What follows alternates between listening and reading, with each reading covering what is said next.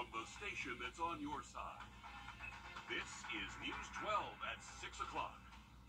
Coming up on News 12 at 6 o'clock, as the student loan pause ends, borrowers are becoming more worried about the transition as they deal with high inflation taking a bite out of their budgets. But first, thick, hazy skies stretching all across parts of the U.S. this afternoon. Here's a live look at New York City, courtesy of EarthCam, in Philadelphia right now. More than 55 million people across the Northeast, the Midwest, the Mid-Atlantic states are under air quality alerts. Just a wild scene looking at some of these cameras. All of this stemming from those wildfires raging in Canada.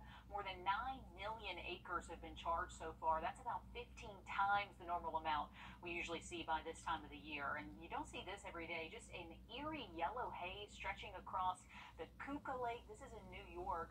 You can see that visibility is very low. They even grounded flights for a lot of the day at LaGuardia up in New York City. But now we're bracing here at home as the smoke and all that smog starts to creep its way down to Augusta. And this may be some good news for us. We are tracking some showers again this afternoon as we check in with First Alert meteorologist Chris Still. Yeah, they would love to have a few of our thunderstorms we're getting today to wash away some of that smoke up there, but they have plenty of sunshine up above the smoke and nothing to... Okay, thanks, Chris. Last night we had some of those storms move through fast and furiously, but we do have some people still in the dark as they work to get the power back on for a lot of people. Taking a look at the Georgia Power outage map, you can still see a little pods. In the last hour, though, hundreds of people have had their power restored. Only about 199 outages for Georgia Power, about 887 still for Jefferson Electric. The list of problems grow and the fallout remains to be seen as the city works to recover from that cyber attack. Now a tech company that deals with cyber threat intelligence is saying the city could be dealing with this issue for months to come. Craig Allison live in the newsroom. And so, Craig, what do those cyber experts have to say about getting these systems back online? Well, he says Augusta's situation is nothing new, but nothing too pleasant either. Regardless if this issue was caused by the hacker group Blackbyte, who's claiming responsibility, or regardless if Augusta were to pay any level of demands for information, Augusta-Richmond County could be looking at a complete reboot to get back up to speed. Yeah, I'm surprised that for some reason it hasn't seemed like the city's been forthcoming in terms of exactly what's happening. For Bob Nestor, it was a slight inconvenience to get his tags renewed before he left for a family trip to D.C. While he hasn't seen anything like this cyber attack in his 13 years of living in Augusta, an expert says it's actually not that uncommon. First, you got to go in there and you've got to neutralize the attacker. You've got to figure out, are they still in the network, and then cut off their access. So that can be difficult because, as I previously alluded to, is oftentimes if they're stealing credentials and they're raising their privileges to that of an administrator, they look like you. They're actually using your accounts against you. John Shires worked in cyber for decades. He went through hacker group Blackbyte's site during our interview and said while he can't verify if the documents belong to Augusta, he says he estimates the about 20 gigabytes of documents are authentic. There are files there. They appear to be government-type files, right? They include people's addresses and social security numbers and all sorts of things that would be considered private information, right? Shire says he took this screenshot of the $400K they're asking for, but says it could take millions to get back to normal. It sounds like they've put a lot of resources toward it, but there doesn't seem to be a lot of information that has come out so far. Tells us it could be months before we get back to normal. The mayor has told us today that 100% of their essential departments are now up and running with workarounds. Another update is to come on Friday, but still no near end in sight. In Augusta, Craig Allison on your side. Certainly frustrating for the city of Augusta and all of its customers. Craig, thanks a lot. Augusta's district attorney is now investigating a deadly crash involving a Richmond County deputy. According to the crash report, he was driving a sheriff's office vehicle at the time of the crash. The Georgia State Patrol crash report says one of the drivers is Deputy Ty Daly. 75-year-old Jay Fager died in the crash. That was back on March 26th. The crash report says Fager stopped at the intersection of Cohen Road right there at Highway 25 and didn't yield at a stop sign. The report says Fager hit Daly's car, sending both cars dozens of feet off the road. Daly and a passenger in Fager's car were also taken to the hospital with injuries. One graduation ceremony just wrapping up at the USC Aiken Convocation Center. The class of 23 from the Aiken County Career and Technology Center taking the stage for graduation first. Then later at 7 o'clock, Wagner Sally High School graduates going to be in the same spot, also at the USC Aiken Convocation Center. So congratulations to all those graduates of the class of 23. Well done. Those graduates may have to start paying off those student loans right away.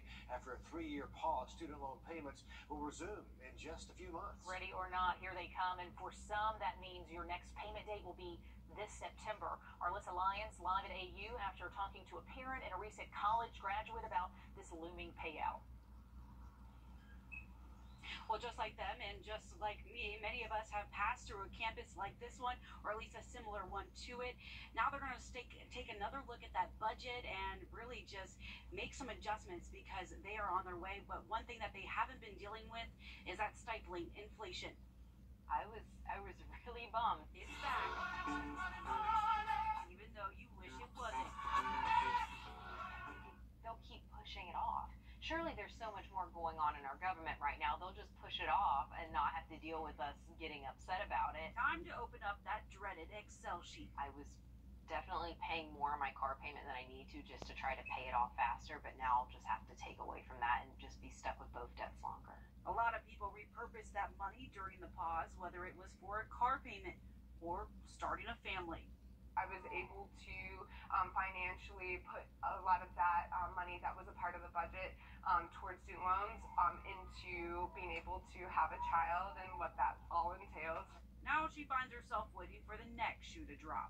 They're saying it's coming up, and so we're geared up again, but if it's pushed back again, that it changes our life, and especially having a new little one in our family, it just makes it harder. Getting answers hasn't been easier. I definitely have reached out to the loan provider and have tried to contact by phone, if it's by email. The response, because they're so backed up at this point, it's really hard to even discuss or talk about that repayment plan. The end of student loan forgiveness comes as the Supreme Court continues to debate the legality of the Biden administration's want to erase student debt. The Supreme Court will have a final ruling on that decision by the end of June. And so, ready or not, those budgets are going to have to start shifting, and we know it's going to affect a lot of people, especially with the inflation we're dealing with right now. Alyssa, thanks. We're getting new details about a weekend crash that killed a 63-year-old man in a wheelchair on Deansbridge Road. The accident report says he is at fault for that crash. The report from the Richmond County Sheriff's Office says John Cummings was riding his powered chair on the side of the road. A car traveling in the same direction hit Cummings in the back, throwing him from the intersection of Ridge Road over to Deansbridge Road. The driver telling deputies she just didn't see him until the last second. The crash report says Cummings is at fault for darting into the road. The North Augusta Department of Public Safety facing a federal lawsuit. One man claims they violated his civil rights after arresting him for a murder he says he couldn't have committed. Alan Michael Johnson alleges the department kept him locked up months after they knew he was innocent. And as our Hallie Turner reports, in the past 10 days, that case has moved over to federal court. What began as an arrest for murder is now a civil rights lawsuit sitting in the hands of the federal court. Alan Michael Johnson filed the lawsuit May of last year. He says 5 public safety officers arrested and charged him in the murder of a 19-year-old back in 2018, but claims days later the officers had information showing it was not possible for Alan to have committed the murder. Alan says rather than taking the steps necessary to get him out of jail without charges, the officers pushed forward in the prosecution, keeping him in jail for 2 years. The lawsuit also claims before Alan was released from jail, his constitutional right to meet with his lawyer in private was taken from him as officers eavesdropped on the conversation. The lawsuit says they were grossly negligent in their training and did not care that they were violating his rights. All of this caused long-term effects on Alan, including mental anguish, lack of freedom, and more. In August of last year, Aiken County filed their response listing out multiple reasons why they believe they are not liable. In Augusta, Hallie Turner on your side. So Aiken in the response says the officers were acting in good faith, and it ends by saying any damage Alan suffered was due to a third party they had no control over. That'll all be for a federal court to sort out. Coming up, if you're trying to find a way to beat the heat this weekend, stick around for this week's One Tank Trip. We'll take you sliding. Today's high of 91 was a degree above average, but because of that low down at 62, the day overall about 2 degrees below normal for this time, and the 21st day in a row, temperatures have been below average, and there's more cool weather on the way. We'll take a look at that and some storms on our First Alert Radar Network when we come back. Weather Sunday, but a little cool in the morning. We'll wake up to about 55 on Saturday morning. One Tank Trip is back. This time our Will Volk headed out to Cashiers, North Carolina. There's a hidden gem tucked away there on the Wrdw River. Just a perfect way to cool off from the summer heat. Take a look. Tucked away off the side of the road is a staircase leading you down to nature's water park. When I went down, I was screaming and smiling the whole way down, so it might be scary at first, but it's totally worth it. 9-year-old Ellie never gets tired of sliding down this rock. Her mom, Lindsay Turner, has already brought her here 3 times this summer. My parents bought a house here about a year ago. We heard from some locals. We had to check it out, and it's absolutely amazing. The Wrdw River flows down this smooth 10-foot rock face into a shallow pool of water, creating a natural water slide enjoyed by all ages. This is great for kids to do themselves and go up and down multiple times. Good for a first experience. Before you try it, they say it's important to know the rock is slippery, so watch your step. With that in mind, I gave it a try. Mountain water is not warm. Wake of that front Friday, 85 with low humidity and plenty of sunshine. Beautiful weather Sunday, but a little cool in the morning. We'll wake up to about 55 on Saturday morning. One Tank Trip is back. This time our Will Volk headed out to Cashiers, North Carolina. There's a hidden gem tucked away there on the Wrdw River. Just a perfect way to cool off from the summer heat. Take a look.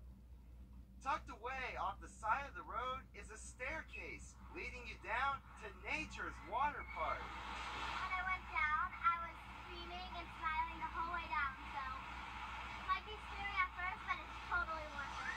9-year-old Ellie never gets tired of sliding down this rock. Her mom, Lindsay, and about 82 in Barnwell. And there's your 7-day forecast. A beautiful day in the wake of that front Friday, 85 with low humidity and plenty of sunshine. Beautiful weather Sunday, but a little cool in the morning. We'll wake up to about 55 on Saturday morning. One Tank Trip is back. This time our Will Volk headed out to Cashiers, North Carolina.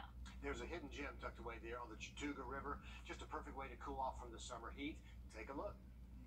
Tucked away off the side of the road is a staircase leading you down to nature's water park. When I went down, I was screaming and smiling the whole way down, so it might be scary at first, but it's totally worth it. 9-year-old Ellie never gets tired of sliding down this rock. Her mom, Lindsay Turner, has already brought her here 3 times this summer. My parents bought a house here about a year ago. We heard from some locals. We had to check it out, and it's absolutely amazing. The Wrdw River flows down this smooth 10-foot rock face into a shallow pool of water, creating a natural water slide enjoyed by all ages. This is great for kids to do themselves and go up and down multiple times. Good for a first experience. Before you try it, they say it's important to know the rock is slippery, so watch your step. With that in mind, I gave it a try. Mountain water is not warm. Ellie let me try it with her tube, and I still got soaked. And as you can see from the replay, it doesn't help when you fall off. The most important rule, don't embarrass yourself. And have fun. Did I embarrass myself? Maybe. Did I have fun? Yes. And for so many people, fun is what this place is all about. Destroying work clothes, Will Volk, on your side. I'm glad he brought that up. He's in nearly a suit. This is not the first time either. We have really got to get this man a swimsuit in his go bag because every time he can't resist the water. And like you said, did he drive home in wet clothes? I have a lot of questions. But we have questions. But his what a dedication level is not one of them. Yeah, so. what a beautiful spot. Cashiers Sliding Rock is a little over 3 hours from Augusta, and it's free to go. Just a natural cool water spot. slide. And it's about to start heating up, so that cool water will feel Gonna good. feel good. More News 12 right after this break.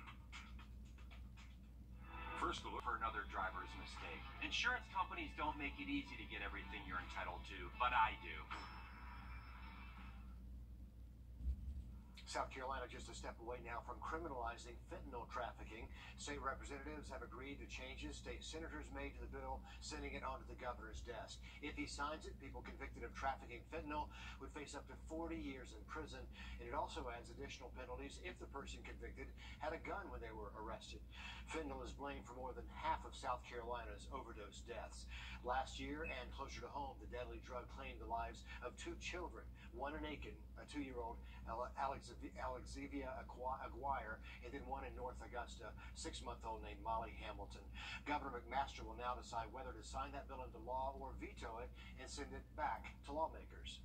We have an update on the funding for Augusta left over from the American Rescue Plan. Out of 83.3, about $1 million remains to be spent. We asked Mayor Garnett Johnson about the plan for those dollars. My priority is going to be to make sure that we restore funding and try to create the efficiencies that I campaigned on. Having a central point for all of the grass cutting and all of the right-of-way maintenance, it's important. It's important to the city. I'm hoping that my colleagues would agree with that and that funding be restored to centralize a grounds and maintenance department. Mayor Johnson also said today's meeting was very important to clear up some issues with some of the funding from the American Rescue Plan. He says the last administration used part of it for payroll needs, and that needs to be cleared up for next year's budget. On your sideline, sports brought to you by the Hawk Law Group. The news of the merger between the PGA Tour, the Live Golf Tour, and the DP World Tour caught the majority of, if not all, the players off guard. And since Live Golf began its inaugural season last year, no player has been more outspoken in support of the PGA and against the Live Golf Tour than Rory McIlroy. Rory and the rest of the players who decided to turn down massive contracts worth tens or even hundreds of millions of dollars from Live Golf find themselves in a tough position where they don't know if they can trust PGA Tour Commissioner Jay Monahan moving forward. When speaking with reporters today, Rory addressed this complicated situation. I still hate Live. I hate Live. I hope it goes away, and I would fully expect that it does. And I think that's where the distinction here is. This is the PGA Tour, the DP World Tour, and the PIF.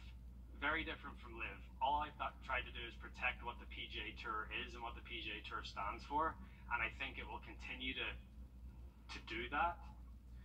Rory went on to say he believes there should be consequences for the players who left the PGA Tour to join Live.